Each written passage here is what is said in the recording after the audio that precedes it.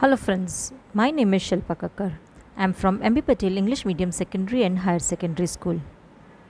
I am here with History of Standard 12th. Today we are going to continue chapter number 10. We have already started with the process and progress of strong nation building after the independence. This is the third session. In the previous sessions, we learnt how economic planning model was framed, how it was implemented, what were the objectives of economic planning, 5-year plans, 12 5-year plans we have discussed in detail. Now, today we are going to read about the rate of development, the private sector, primary sector, industrialization, and the Green Revolution. Industrialization. As you all know that British did not pay attention towards the industrial development in India. In fact, in Britain was the first country in the world to start with the industrial revolution. Industrial revolution means that they started working with the machines. But in India, they did not develop industries. As you all know, that they were not interested in the industrial development. If they would have developed industries over here in India, then they would have been at loss in Britain, which they did not want to do. India was for them a very cheap market for raw material and for the finished goods. So, they did not develop any of the industries in India. The only objective of the government was to exploit the country economically. And for that, systematic efforts were made by the British. First, they ruined the cottage industry, small scale industries, agriculture sector, so that India became dependent on the goods provided by the British. And they were providing at a very high rate. Moreover, they were levying the taxes. But after independence, India made systematic efforts for the development. India had planned very systematically the 5-year plans. They adopted 5-year plans for short term planning and 5-year plans for systematic long term planning also. The primary and heavy industries were developed, and as a result, a solid foundation for the future economic development could be laid. Along with the production of cotton, cloth, sugar, vegetable, and other consumer goods, the industries producing capital good means the goods which are very expensive. So they started making notable progress in that field also. Iron and steel industry, heavy chemical industries, coal industries were flourished during this plan. And all these things happened due to 5-year plans. The systematic plan adopted, implemented and executed by India. We have been dependent. Depending earlier, but later on we became independent to a great extent in the industrial production. Moreover, we have also started exporting such goods. The rate of the development after independence increased. The atmosphere in the country is now favorable for the industrial development. The workers have learnt new skills through trainings. a new class of managers has come into existence. So we can see that the result of the 5-year planning is very good and very successful one. Even though India was not having much finance support, economically it was completely ruined, completely destroyed. But still, with the great efforts, with the good planning, without financial help from others, they have stood up and made a good, rapid progress in this field. With that, India adopted green revolution in the field of agriculture.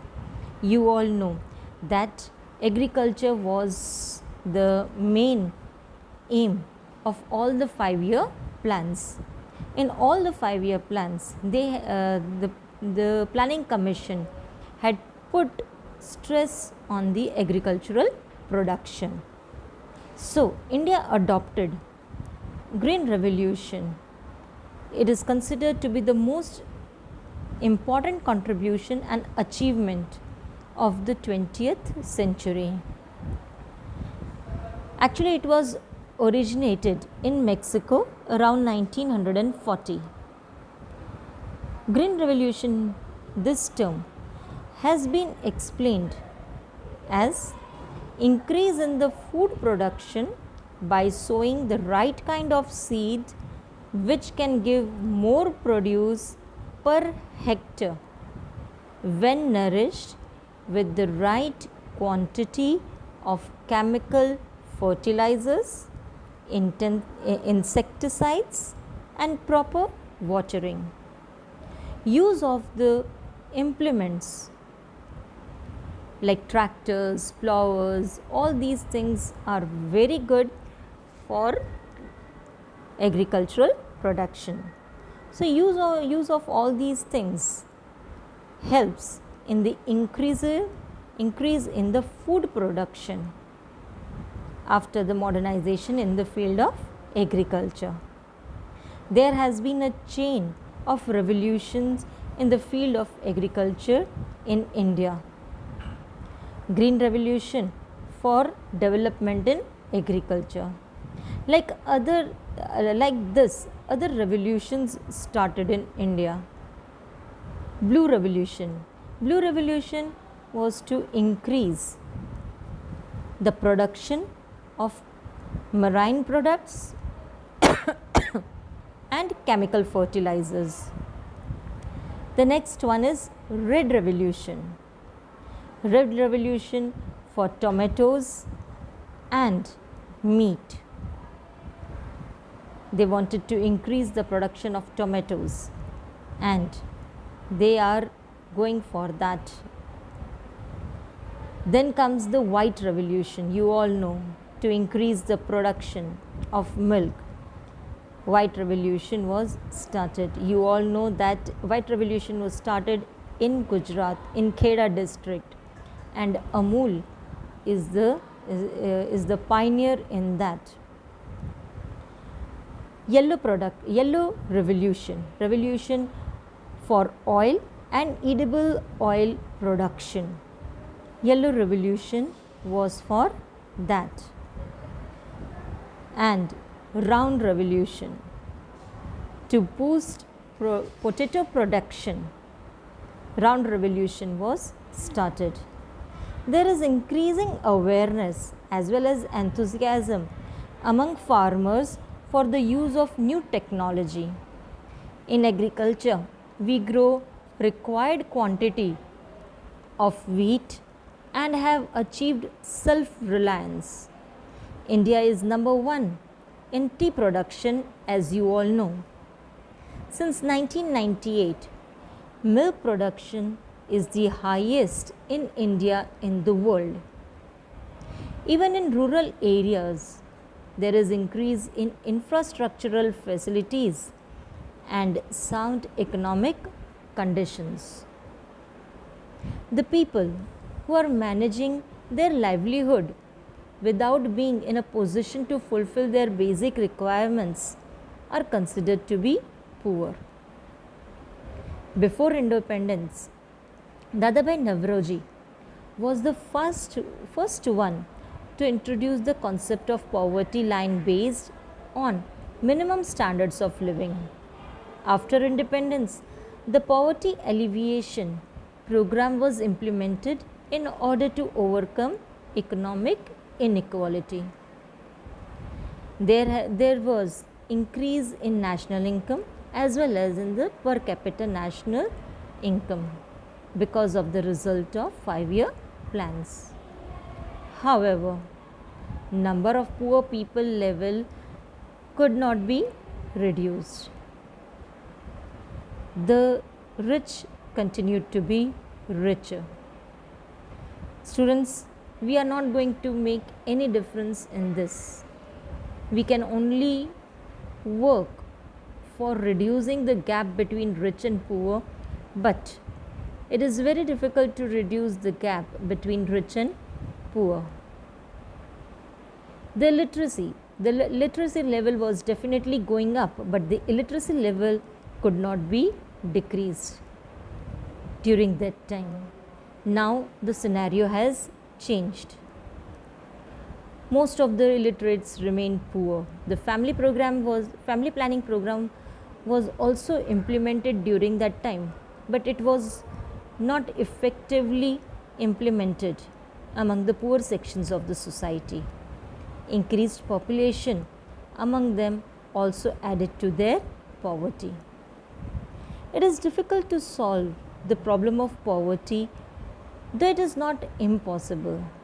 We must popularize and spread education, increase food grain production, give priority to agriculture. We should see that the poor people get the necessities at a reasonable price and being healthy. For them, the ration shops were open at a very subsidized rate. Poor people are given ration so that at least their primary need to meet the hunger could be met. Removal of inequality should be our main consideration. All these things are very difficult to achieve, but we need to work hard. We have to have firm determination and the cooperation from people as well. You all know many yojnas, many programs, many policies have been implemented by the government as and when they feel the requirement to do so, or it comes to their mind, but still it is not reaching to the common man. Those who are to be benefited by it are not benefited. It is just because of the intermediaries, the people in between the government and the common man. We have to look as today's citizen. We have to work out for this.